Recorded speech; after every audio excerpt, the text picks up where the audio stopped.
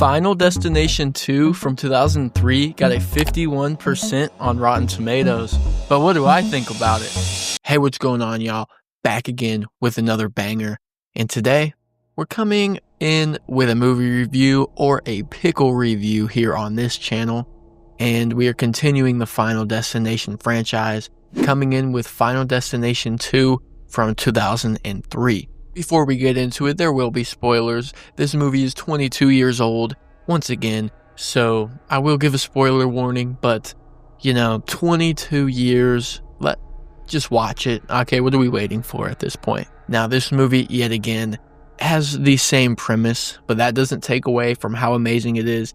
Still a banger. It's still a great premise, and this time we have our lead, Kimberly, who is going on a little girls trip with her friend and with her friends, at least. Got a car full of them, and she has a premonition of a pile up on the highway, and she's able to stop herself and save herself. And not her friends, though. Her friends do get cream pied. She saves those behind her and those who were going to die in the pile up, and is able to save a few lives of total strangers.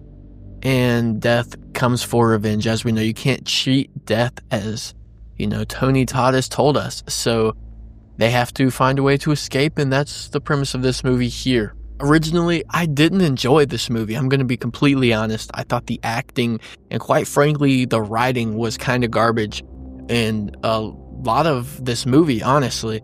And it was upon I had to think about it and even watch some of the clips and rewatch some of the movie to really realize that it's not as bad as I had originally thought, and there is some fun to be had with this movie. It's not complete trash, and it's actually pretty decent, and you can enjoy it, okay? You can enjoy something that I had to prove myself wrong.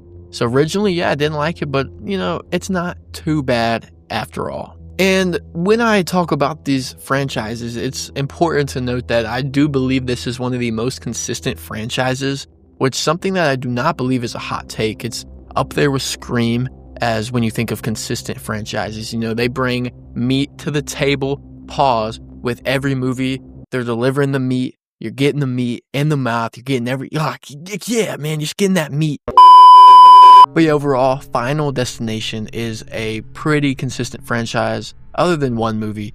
So when I give the rankings, and even when I rank these movies from worst to best, there's going to be a huge gap between last place and pretty much the whole rest of the movies. So I do enjoy this franchise overall for sure, and this movie just isn't as strong as, say, the first one, which is the case with all franchises, if we're being honest, except for Friday the 13th. A big plus in this movie is the absolute banger of a premonition of the highway pileup. More specifically, though, the log truck. So this was just an amazing kill. The specific to really narrow down on the log truck kill on the cop in the premonition is always, when I think about not even the best kills in this franchise, but the best kills in horror, in my opinion, this log truck comes to mind every single time. It is just so gruesome, so just really eerie, and will just spawn a new fear inside of you, especially when driving on the highway, especially when behind the log truck, and even any truck that's carrying any sort of cargo in general. This scene really is one of the kills to talk about in Final Destination and in horror in general. It is, wow, I can see it right now. And before I even watched this movie, I had seen this kill on just videos or compilations, best kills, whatever, wherever I had seen it. And it is just so refreshing, which is weird to say, but it is refreshing when I finally got to see it in the movie. And I was like, okay, here's the context of this clip. And wow, the kill, it gets even better, even more scarier, honestly. And I'm a guy who drives like a grandma. I'm a right lane bandit. I'm going the speed limit. You're not going to catch me speeding. I don't want a ticket, all right? I'm going pretty slow. But if I see a log truck, or I see any type of thing carrying, PVC pipes, for some reason, people got those on their truck. Even the dang horse. If I see a horse, I don't want a horse coming through my windshield. Dude, I'm out here like Fast and Furious. I'm getting into other lanes. I'm not playing. I'm only in the right lane if there's, I want to see me like a Subaru in front of me. I don't want to see no log truck, especially after this movie. So, yeah, this kill and Premonition in general, even the other kills in the Premonition, the dude getting split in half on his motorcycle, one of the reasons I will just never ride a motorcycle. And just the plethora of terrible kills, the stoner with the semi coming head on to him.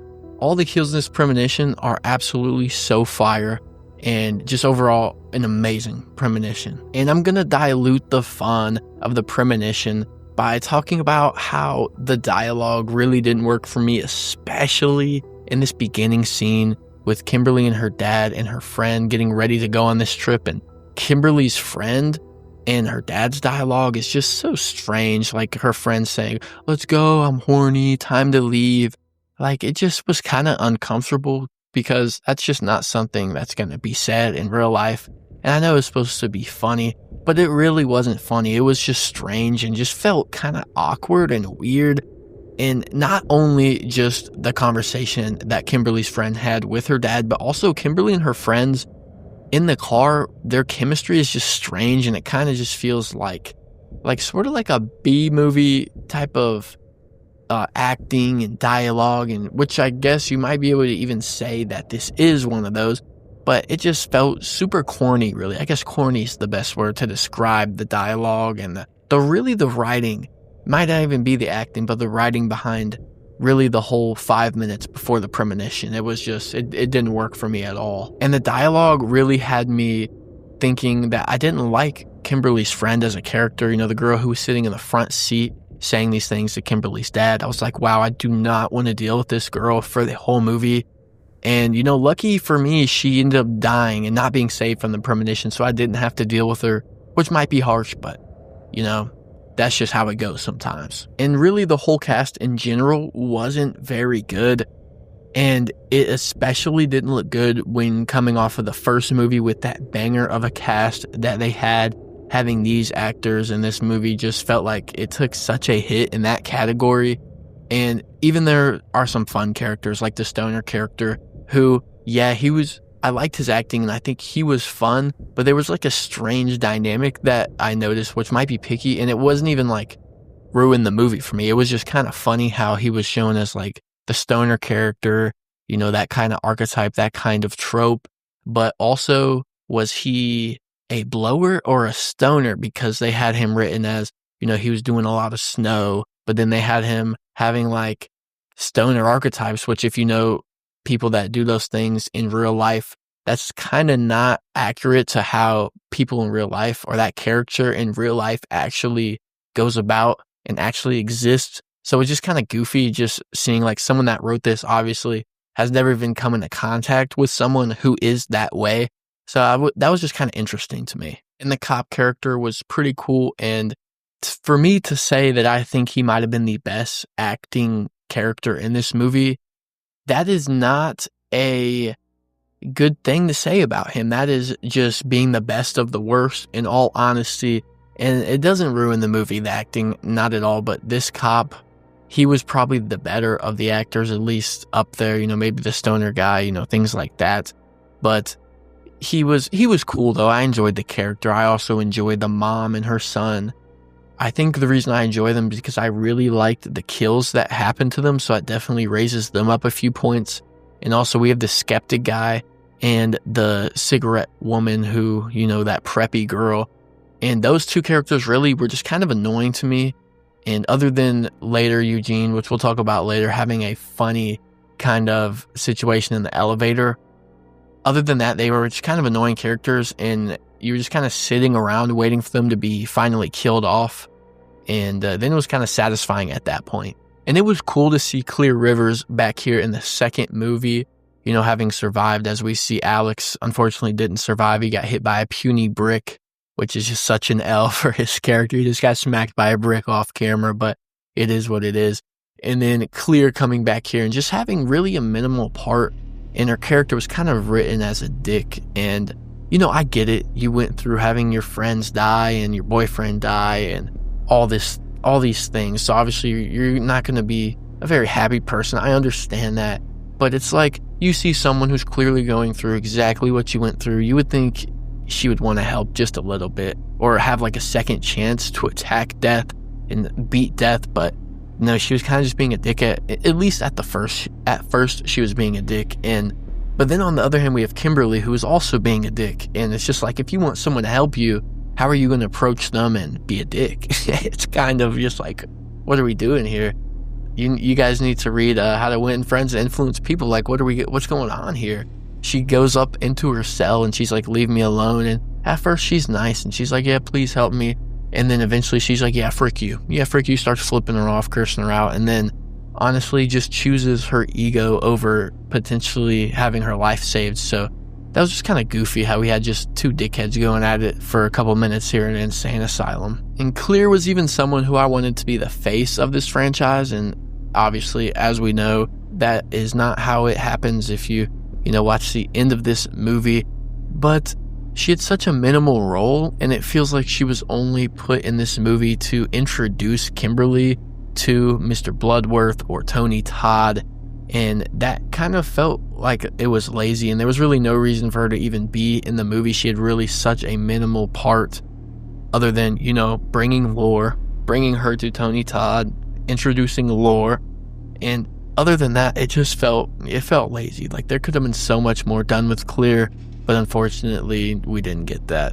It was clear to see she was a waste. And also, Tony Todd, once again, it's just random to have him here. And obviously, it's amazing because it's Tony Todd. But yes, it is random. And hindsight, bloodlines, watching back, having his character explained, it makes sense now. But during the movie, it was just like, what is this guy here for? This is like the generic library research exposition dump. Once again, just like in the first movie.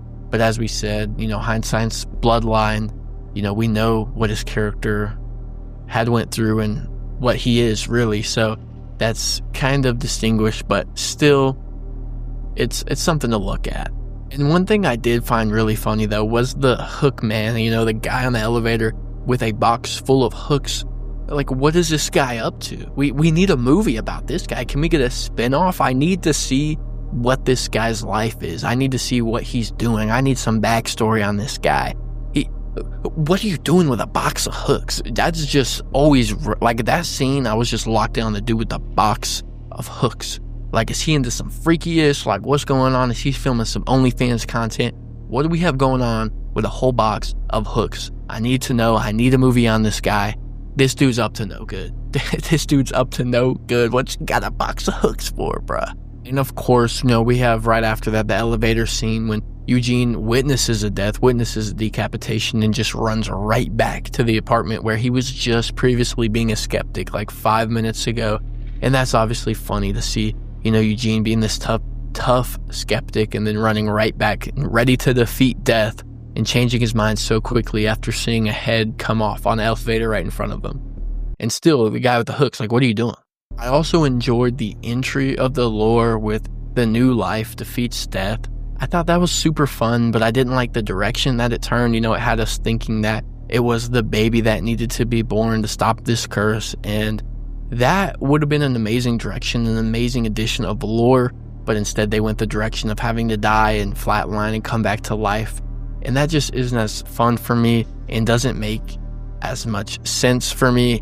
I really wish they would have stuck with that direction of having a baby born. That's kind of an interesting way to defeat death, I thought.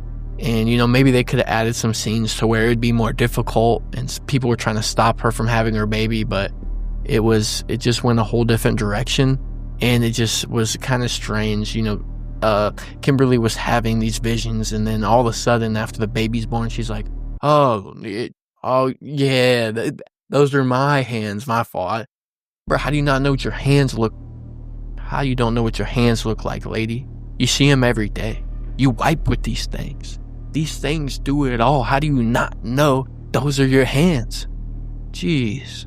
It also doesn't really make any sense for me that death or whatever makes these premonitions and whatever brings these visions into Kimberly and these characters' minds and lives, why would it give you a chance to survive if death is trying to kill you? Death isn't going to give you a chance to survive. As Tony Todd says, there is no escaping death. There are no coincidences. It's in the lore. And yet they use this premonition to escape death, which makes really no sense. like death saying, okay, I'm going to kill you here, but I'm giving you a chance to escape. No, death literally doesn't want you to escape. That's the whole premise of the movie. So it really doesn't make sense that death would leave an escape route, her able to see her vision and see the doctor or the nurse and know that she has to die and then come back to life.